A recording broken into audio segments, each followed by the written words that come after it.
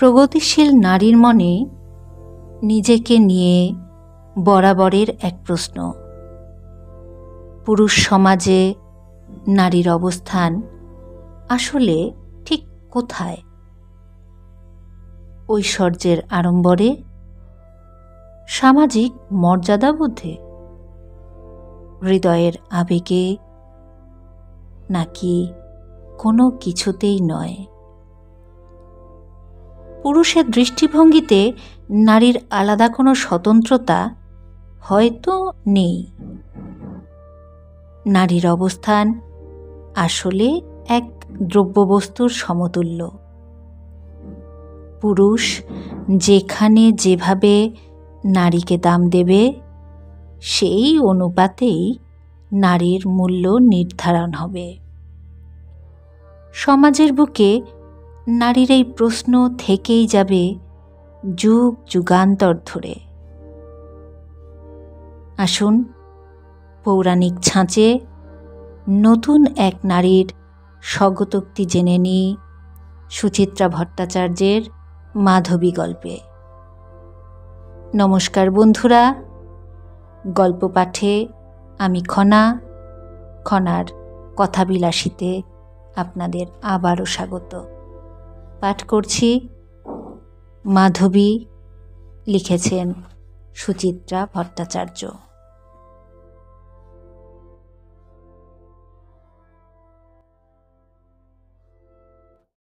আমি পুণ্যশ্লোক রাজা, যজাতির মেয়ে মাধবী। মাতৃপরিচয় কি হবে জেনে? মা তো শুধুই গর্ভধারণের আধার। তাঁর পরিচয় কোন কাজে লাগে? আমি জন্মেছি অমিত বীর্য রাজা যজাতির ঔরসে। এই আমার একমাত্র পরিচয়। কুমারী মেয়ের এছাড়া আর কোনো পরিচয় থাকতে নেই যে। পরিচয় কেন? আমার কোনো স্বতন্ত্র অস্তিত্ব আছে নাকি? মনে পড়ে এক বসন্তের সকালে, আমি তখন সদ্য যুবতী, রাজপুরীর বাগানে প্রিয় সখীদের সঙ্গে ফুল কুড়োচ্ছি। রাজসভায় ডাক পড়ল আমার। গিয়ে দেখি ভারী গম্ভীর মুখে সিংহাসনে বসে আছেন বাবা, কিছুটা বুঝি বা চিন্তিত। সামনে ঋষির বেশে এক দিব্য কান্তি যুবক, পাশে তার এক মহাবলশালী পুরুষ। দ্বিতীয় পুরুষটিকে আমি চিনি, ইনি আমার পিতৃসখা গরুর। নত হয়ে প্রণাম করলাম তাকে, ঋষিকেও। আমার আগমনে সভায় এসব চাঞ্চল্য দেখা দিল। রাজার ভুরুর কুঞ্চন যেন শিথিল সামান্য। মন্ত্রস্বরে বললেন, শোনো মাধবী, সখা গরুর ঋষি গালবকে নিয়ে আমার কাছে এসেছেন। ঋষি গালব আমার কাছ থেকে এমন কিছু চান যা এরা দেশে দেশে ঘুরেও পাননি। আমি বিস্মিত হলাম, এই জন্য আমাকে ডেকে আনার কি দরকার? বাবা আর আমার দিকে তাকালেনও না।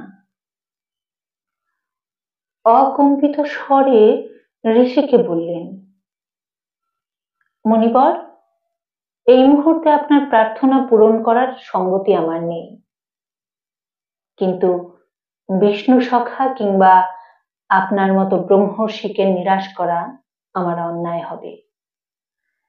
আপনি এক কাজ করুন, আপনার প্রার্থিত 800 অশ্বের বদলে আমার কন্যা মাধবীকে নিয়ে যান। আমার কন্যাটি অতি সুশীলা, রূপবতী। আশা করি একে পেলে আপনার অভীষ্ট পূর্ণ হবে। ঘোড়ার বদলে আমি?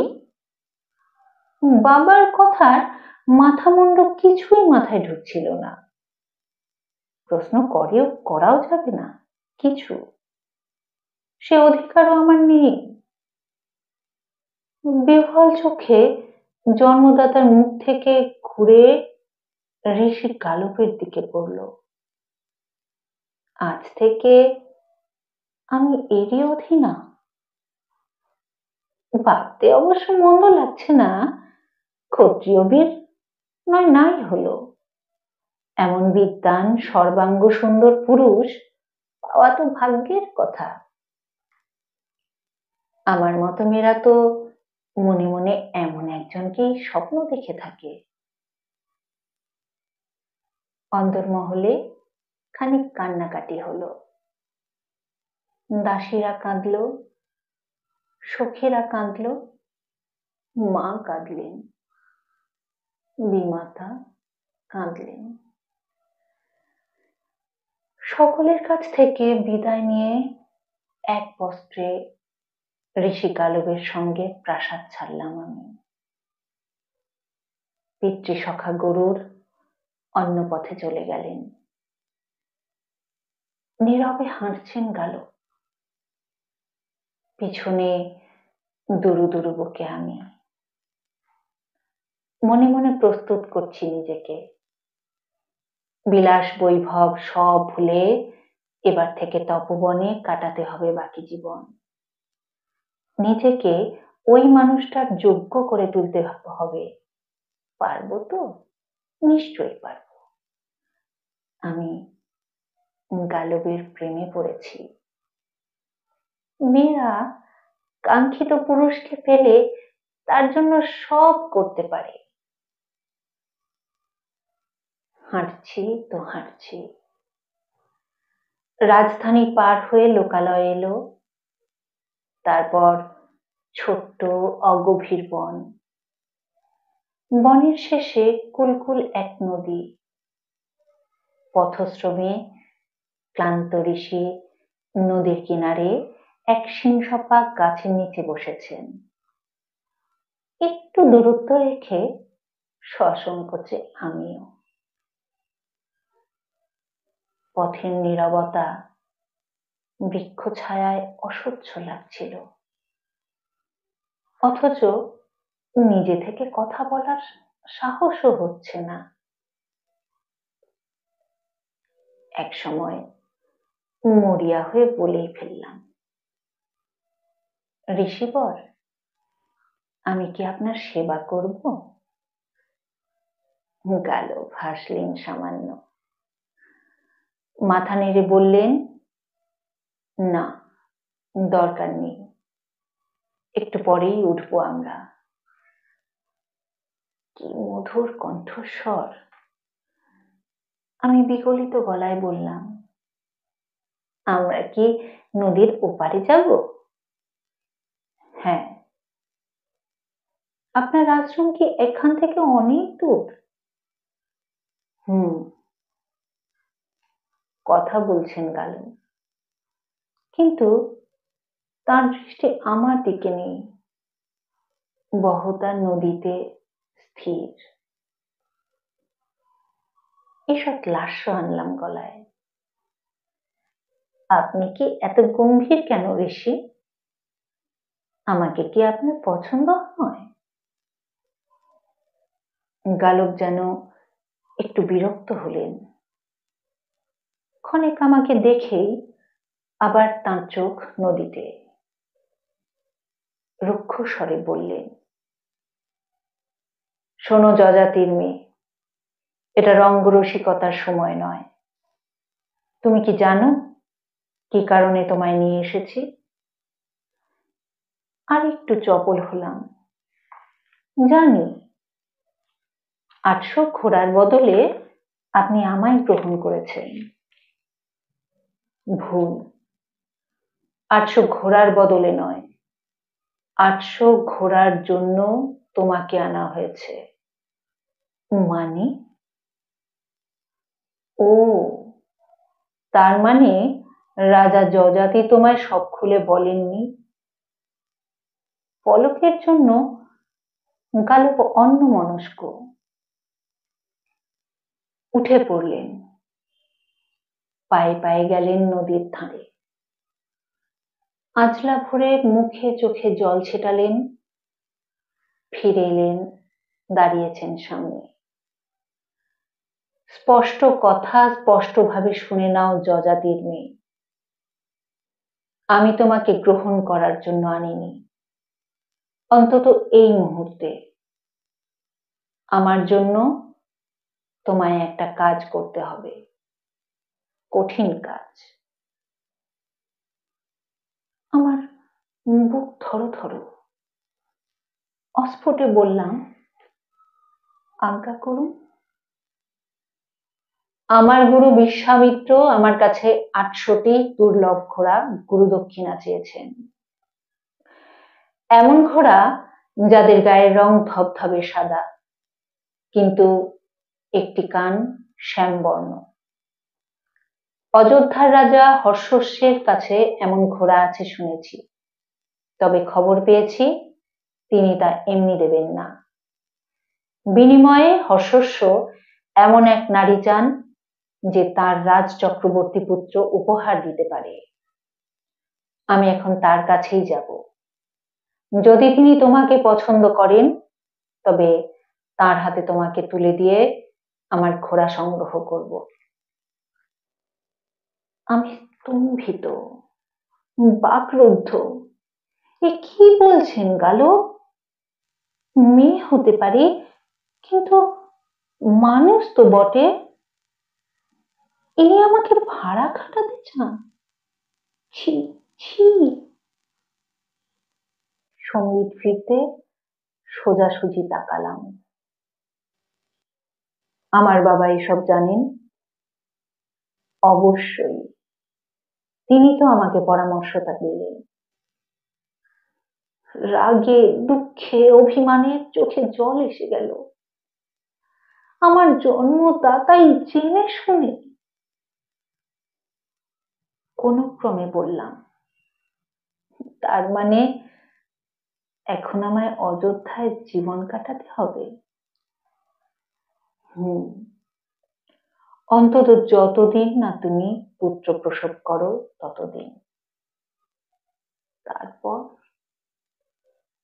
গালবের ঠোঁটে বিচিত্র হাসি ফুটল। কোমল স্বরে বললেন, তারপর আমি তোমাকে ফেরত নিয়ে আসতে পারি। সত্যি আনবেন? আনতেই হবে, তোমার দায়িত্ব যখন আমার। আশ্চর্য নারীর মন। কথাটা শুনে কোত্থেকে যেন দীপ্তি জ্বলে উঠল আমার বুকে। কে যেন কুহকিনী কানের কাছে ফিস ফিস করে বলল, কাঙ্ক্ষিত পুরুষকে বিপদে সাহায্য করা নারীর ধর্ম। ঘেন্না পিত্তি ভুলে চোখ কান বুঝে কটা মাস কাটিয়ে দে, তারপর গালব তো তোরই। ধন্য আশা কুহকিনী, ধন্য পুরুষের প্রতি নারীর আকর্ষণ। আবার শুরু হলো আমাদের যাত্রা। নদী পাহাড় অরণ্য জনপদ পার হয়ে পৌঁছলাম অযোধ্যায়। রাজা হর্ষস্যের সভায় আমাকে নিয়ে গেলেন গালব। প্রস্তাবটি রাখলেন রাজার কাছে।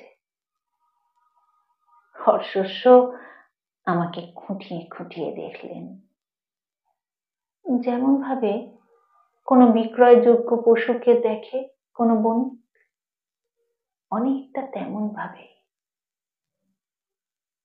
মুখে হাসি ফুটল। না, বলতেই হয়, এ মেয়ে ভারী সুলক্ষণা। মনে হচ্ছে আমি যা চাই এ তা আমায় দিতে পারবে।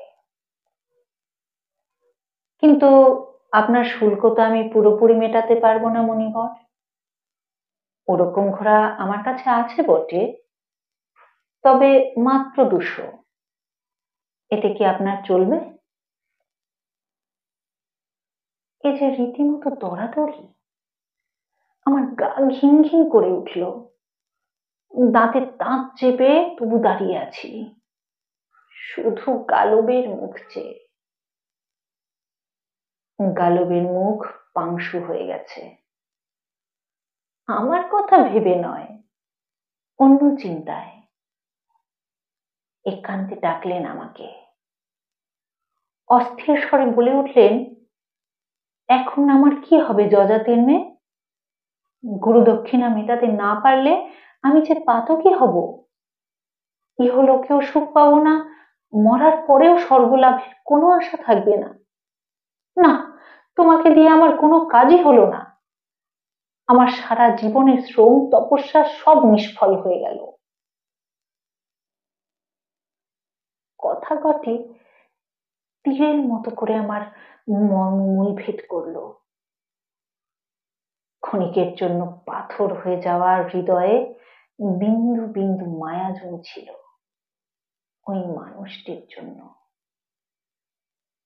হাতের কাছে রমণী রত্ন থাকা সত্ত্বেও কি অসহায়। ইহলোক আর পরলোকের ভাবনায় কি কাতর। মনোকষ্ট চেপে রেখে বলেই ফেললাম, এর তো সহজ সমাধান আছে ঋষি। আপনি 200 ঘোড়ার বদলেই এর কাছে আমাকে রেখে যান। ছেলে হতে তো বছরখানেক সময় লাগবে। এর মধ্যে আপনি খোঁজ খবর করুন, আর কোন কোন রাজার কাছে এমন ঘোড়া পাওয়া যায়। ভাড়া খাটাই যখন আমার মতো মেয়ে মানুষের নিয়তি, তখন নয় আরো কটা রাজার সঙ্গে শোব, আপনারও প্রাপ্য ঘোড়া মিলে যাবে। প্রস্তাবটায় ক্লেশ ছিল আমার। ভেবেছিলাম বিদ্রূপের অভিঘাতে আহত হবেন ঋষি, হা হা করে উঠবেন।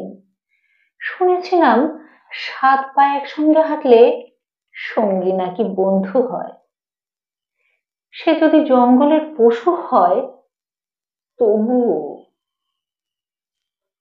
ঋষি গালবের সঙ্গে এই কদিনে লক্ষ পা হেঁটেছি আমি। এক কণা দুর্বলতাও কি আমার জন্য জমেনি তার মনে? বন্ধুর মনোবেদনা বুঝতে পারবেন না? ঋষি কি এতই প্রজ্ঞাহীন? না, গালবের মুখে যন্ত্রণার চিহ্ন মাত্র নেই, বরং উদ্ভাসিত হয়েছেন।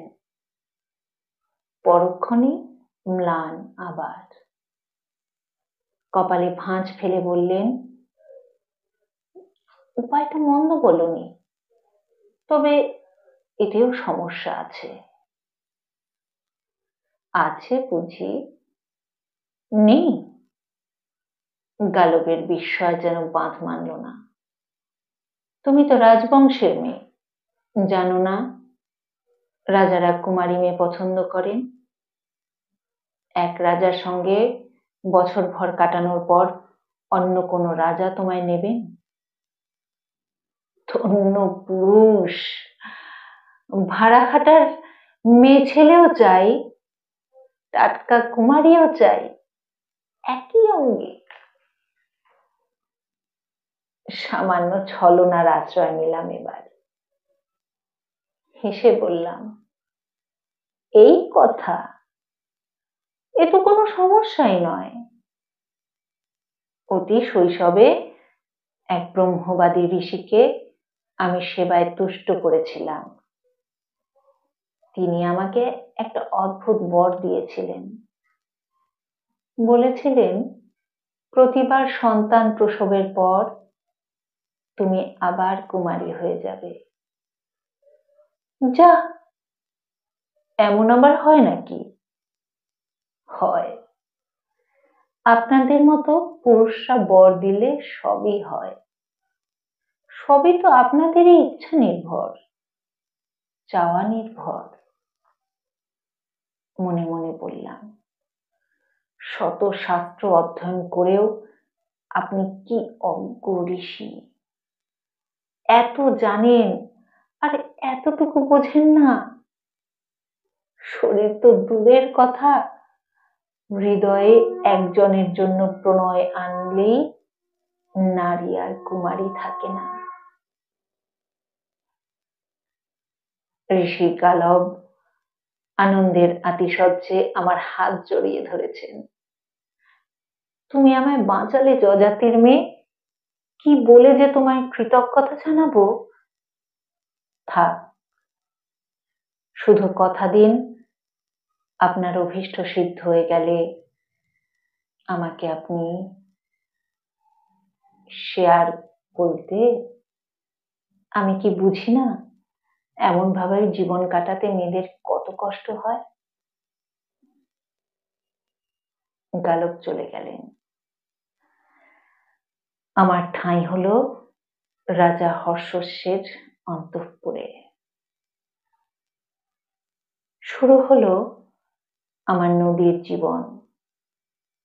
বয়ে চলেছি, বয়েই চলেছি।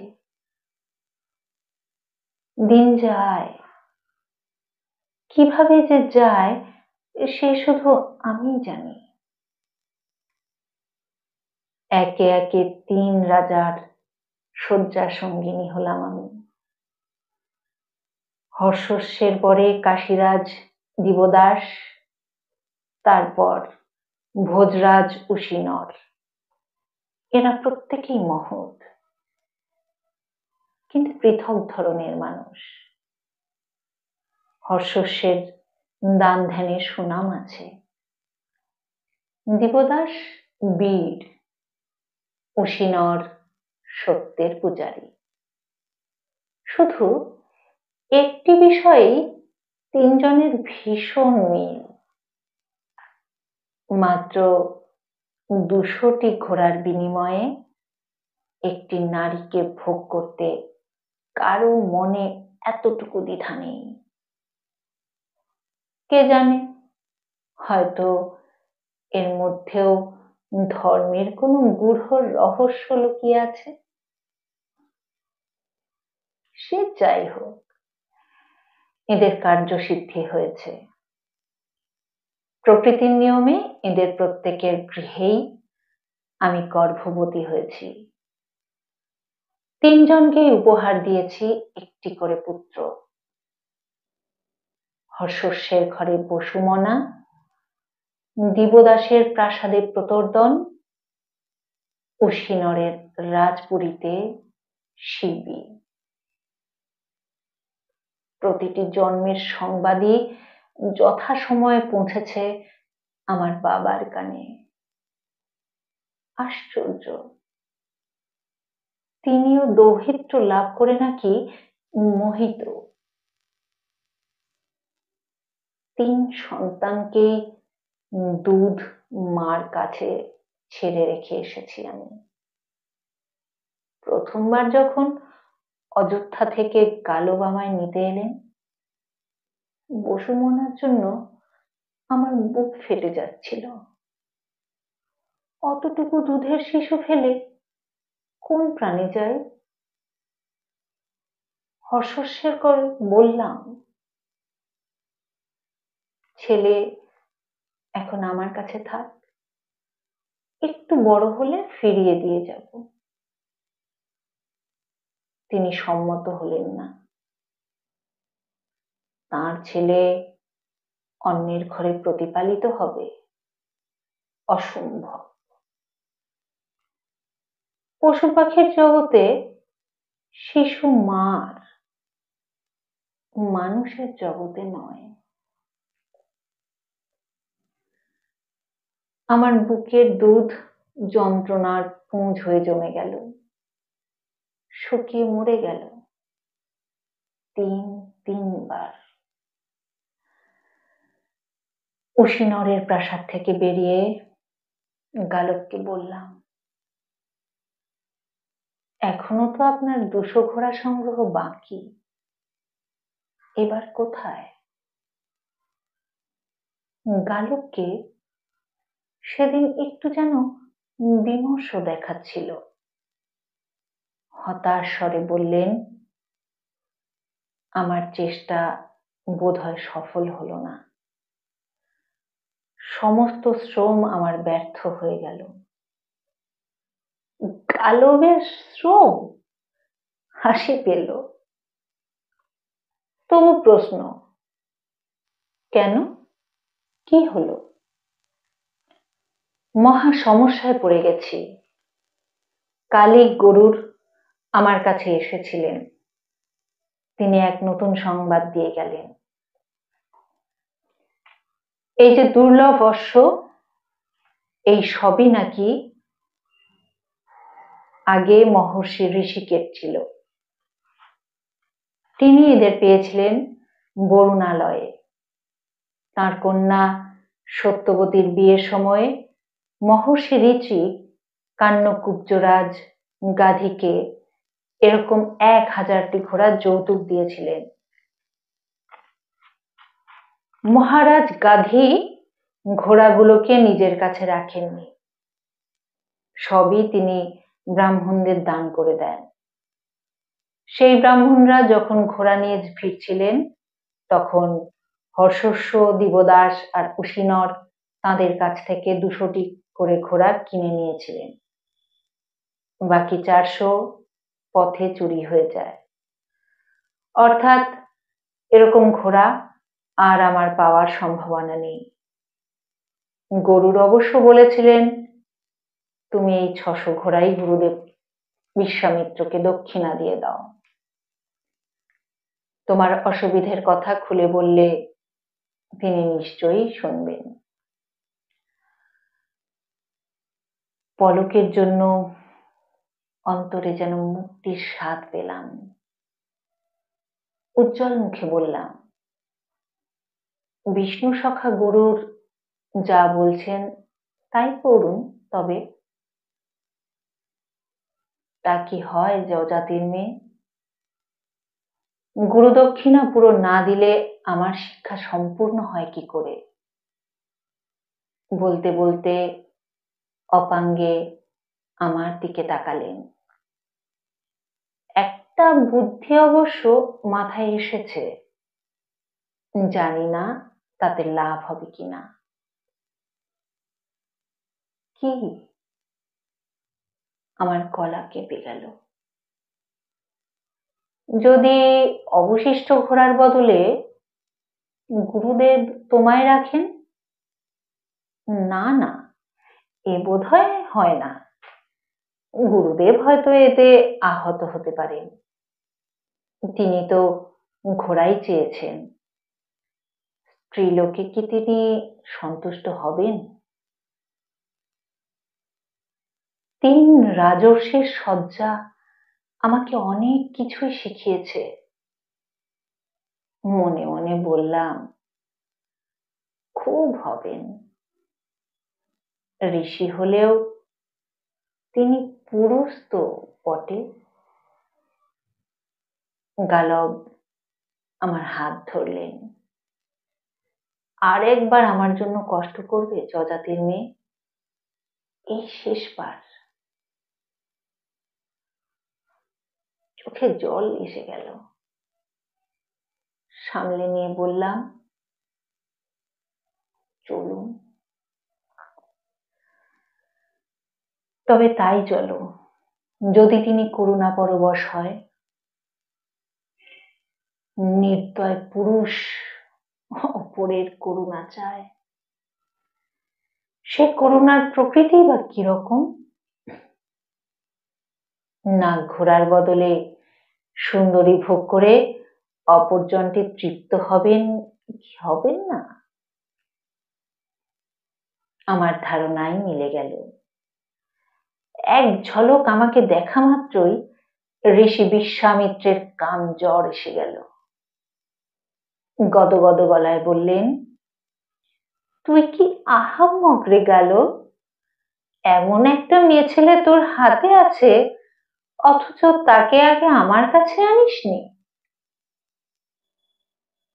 থাকি তো বনে বাজারে, ঘোড়া আমার কি কমে লাগবে? নেহাত গুরু দক্ষিণা দেব বলে বায়না জুড়েছিলি, তাই তোকে পরীক্ষা করার জন্য। এ হে হে হে, এ কটা বছর মেয়েটাকে পেলে। যানগে যাক, এখনই বা বন্ধ কি? ব্যাস, এবার আর রাজপ্রাসাদ নয়, মুনির তপবন। এবারও সেই একই পরিণতি। 3 রাজার মতো আমাকে ছিঁড়ে খুঁড়ে একসা করলেন ঋষিবর। ফলত আর একটি ছেলে, অষ্টক। ছেলে জন্মাতেই ঋষির কামজ্বর উধাও। বুঝিবা পরম ব্রহ্মের কথা মনে পড়ে গেল। তুচ্ছ মানবীতে কতদিন আর আটকে থাকতে পারেন সাধু সন্ন্যাসীরা? আবার গালবের কাছে প্রত্যাবর্তন। এতদিনে সমস্ত শক্তি নিঃশেষ হয়ে এসেছে আমার, মনেরও শরীরেরও। বড় ক্লান্ত বোধ করি, বড় অবসন্ন। না, গালবকে দেখে হৃদয়ে এখন আর এতটুকু চাঞ্চল্য জাগে না। প্রণয়ের ক্ষুধা মরে গেছে। প্রথম প্রেম এখন দূরের স্মৃতি। তবু মনে একটা ক্ষীণ স্বস্তি। যাক, আর ভেসে বেড়াতে হবে না। রাজকন্যা হই আর যাই হই, মেয়েদের চেয়ে কোনো আলাদা সত্তা থাকতে নেই, এ আমি হাড়ে হাড়ে বুঝে গেছি। আমাদের আবার ইচ্ছে অনিচ্ছা কি? এখন বাকি জীবনটা গালবের সঙ্গে চোখ কান বুজে কাটিয়ে দিতে পারলে বাঁচি। গালবের পিছু পিছু হাঁটছি আবার। নদী, গিরি, প্রান্তর, অরণ্য, লোকালয় পার হয়ে হাঁটছি তো হাঁটছি। এক দুপুরে এক স্রোতস্বিনী পার হলাম আমরা। তিলেক বিশ্রামের জন্য বসেছি এক সিংসপা গাছের নিচে। জায়গাটা ভারী চেনা চেনা। এখানে প্রথম দিন আমরা পাশাপাশি বসেছিলাম না? হ্যাঁ তো। গালবও বুঝি চিনেছেন জায়গাটাকে। ঘুরে ঘুরে দেখছেন চারিদিক, নদীকেও। চৈত্র বাতাসে ঘূর্ণি উঠছে ছোট ছোট। কোত্থেকে একটা কোকিল ডেকে উঠল, ডাকছে, ডেকেই চলছে। নির্বাক মানুষটা হঠাৎ সবাক হলেন। কি ভাবো যজাতির মেয়ে? ঘাড় নাড়লাম, কিছু না। গাম্ভীর্য সরে মৃদু হাসি উকি দিল। কটা বছর তোমার উপর দিয়ে খুব ঝড় বয়ে গেল, তাই না? অর্থহীন কথা, উত্তর দিলাম না। তোমার এই আত্মত্যাগ বিফলে যাবে না, দেখো। তোমার 4 সন্তানেরই নাম ত্রিভুবনে ছড়িয়ে পড়বে। বসুমনা হবে দাতা, প্রতর্দন হবে বীর, শিবী ধার্মিক হবে, আর আমার গুরুর সন্তান অষ্টক হবে যজ্ঞকারী। কি খুশি? পলকের জন্য 4টি কচি কচি মুখ বুকে ভেসে উঠেছে। কেমন আছে ছেলেগুলো? কি করছে? মাকে কি খুঁজে তারা? মার জন্য কাঁদে, নাকি ভুলেই গেছে এই অভাগিনী মাকে? বুক ফাটা কষ্টের মধ্যেও হাসি পেল সহসা। গালব আশীর্বাদ করছেন আমার ছেলেদের, আমাকে নয়। মেয়েদের এতটুকু গৌরব দিতেও এত কার্পণ্য! হায় রে পুরুষ! নিরস্বরে বললাম, আমার খুশিতে কি দরকার? আপনার কার্যসিদ্ধি হয়েছে, সেটাই যথেষ্ট। কোকিলের ডাক আরো তীক্ষ্ণ হয়েছে। গালব কাছে সরে এলেন, একদম পাশটিতে কাঁধে হাত রেখেছেন, পূর্ণ দৃষ্টিতে দেখছেন আমাকে। এক সময় ওই স্পর্শের জন্য উন্মুখ ছিল হৃদয়, কিন্তু সেই মুহূর্তে কোনো রোমাঞ্চ অনুভব করতে পারলাম না। অথচ ওই দৃষ্টি আমার চেনা, ওই স্পর্শের ভাষাও। শুকনো গলায় বললাম, সংযত হন বেশি। কেন? এখানে নয়, এভাবে নয়। কেন? এই জায়গাটা কি দোষ করলো? গালব সবলে আলিঙ্গনে বেঁধে ফেললেন আমাকে। কানে কানে ফিস ফিস করে বললেন, এ তো অতি মনোরম স্থান। নদী, গাছ, প্রকৃতি, তুমি আর আমি। মনে নেই এখানেই একদিন তুমি আমার সেবা করতে চেয়েছিলে? আজ তোমার জীবনে সেই সৌভাগ্য এসেছে। শুভ লগ্ন বয়ে যেতে দিও না।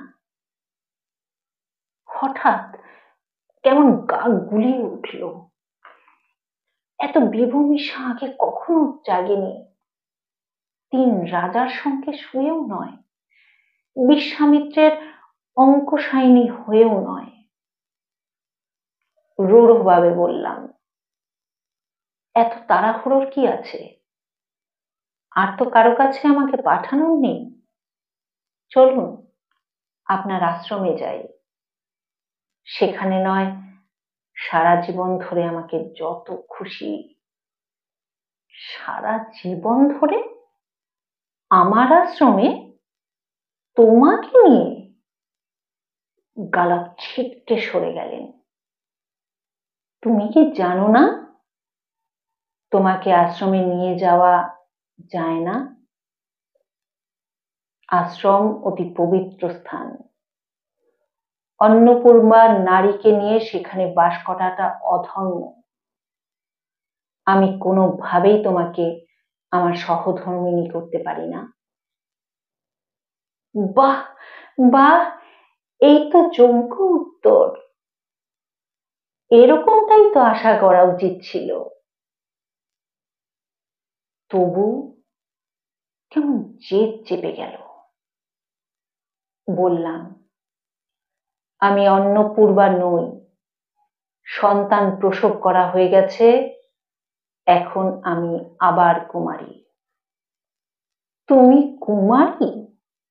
গালব অট্টহাস্যিতে ফেটে পড়লেন। ওসব গালগপ্প তুমি আমাকেও বিশ্বাস করতে বলো? রাগে হিতাহিত জ্ঞান লোপ পেল।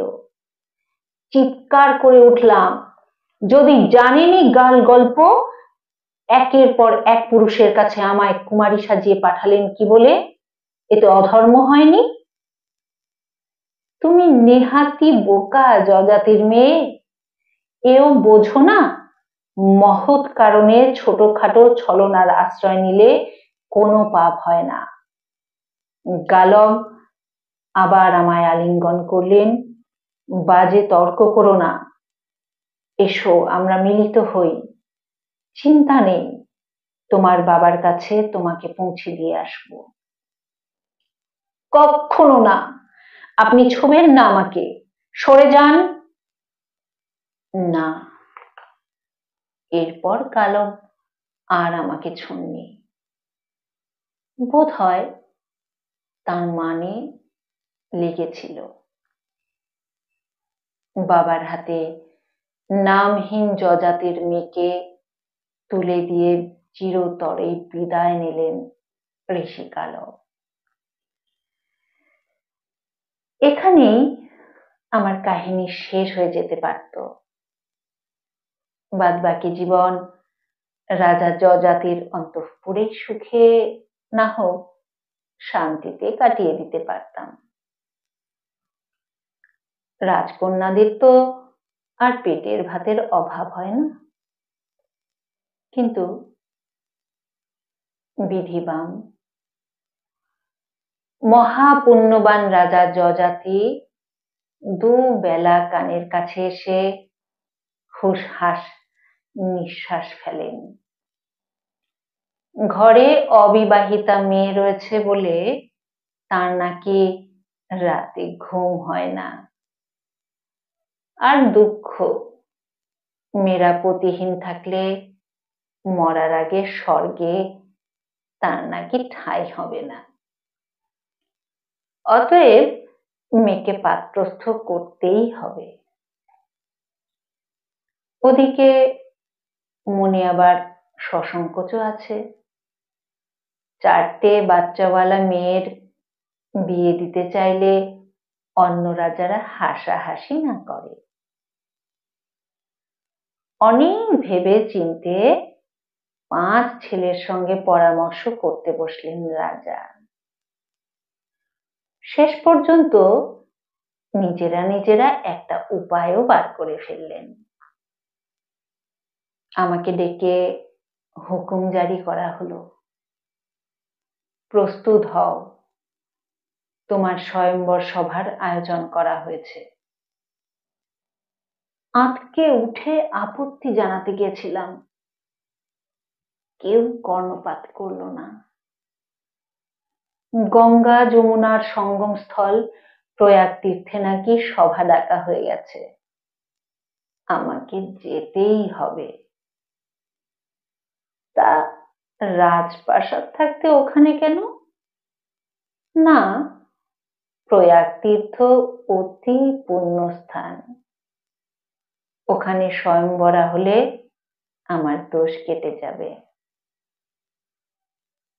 বাবা যেটা মুখে বললেন না সেটা হলো, দোজ বর হোক তেজ বর হোক, একটা বোকা শোকা ভালো মানুষ রাজার কপালে জুটে গেলে এবারকার জীবনটা আমার তরে গেল। আজ সেই শুভ দিন। প্রয়াগ তীর্থের এক আশ্রমে আনা হয়েছে আমাকে। এখানেই বসছে স্বয়ংবর সভা। বাবা নিজে আসেননি, রাজকার্যে ব্যস্ত। হতেও পারে, নাও হতে পারে, সত্যি মিথ্যে আমি জানি না। আয়োজনে অবশ্য কোনো ত্রুটি নেই। আমার 2 দাদা যদু আর পুরু নিজেরা উদ্যোগ নিয়ে আশ্রম সাজিয়েছে, রাজকীয় মঞ্চ বানিয়েছে, ফুলে গন্ধে আমোদিত হয়ে আছে 10 দিক। লোক লস্কর সেপাই শান্তি ছুটে বেড়াচ্ছে অবিরাম। আগত রাজাদের আপ্যায়নে যেন কোনো ফাঁক না থাকে। অবাক কাণ্ড, 4 ছেলের মাকে বিয়ে করতে রাজাও কিছু এসেছেন বটে, এমনকি নাগ যক্ষ গন্ধর্বরাও উপস্থিত। এত লোক আমাকে পেতে আগ্রহী কেন? রাজার মেয়ে বলে? নাকি পুত্রদায়িনী সুলক্ষণা মেয়ে মানুষ হিসেবে প্রমাণিত হয়েছি তাই? একটু আগে সখীরা আমায় বধূ সাজে সাজিয়ে দিল। ঋষিকন্যারা বরমালা গেঁথে ধরিয়ে দিয়েছে হাতে। এবার সভায় গিয়ে পছন্দসই কাউকে পরাতে হবে সে মালা। কাকে পরাবো এই মালা? কোন হর্ষস্ব দিবদাস উশিনর অথবা বিশ্বামিত্রকে, অথবা কোনো গালবকে? এদের একজন কেউ না বাছার স্বাধীনতা আজ আমার আছে, কিন্তু তারপর বাবার কাছে থাকা, সেও তো এক পুরুষের আশ্রয়েই বাস। বাবা মারা গেলে ভাইয়ের আশ্রয়, তারাও তো পুরুষ। অপেক্ষা করব ছেলেরা কবে বড় হয়ে মাকে নিয়ে যাবে, ততদিনে তো তারাও তো একটা আস্ত পুরুষ মানুষ হয়ে যাবে। কোনো পথ নেই, কোনো পথ নেই। জঙ্গলে চলে যাব? বাঘ ভাল্লুক শিয়াল কুকুরদের জগৎ কি মানুষের সমাজের চেয়ে হীন কিছু হবে? ভাবছি আমি, ভাবছি ভাবছি। মালা আমার হাতেই শুকিয়ে গেল।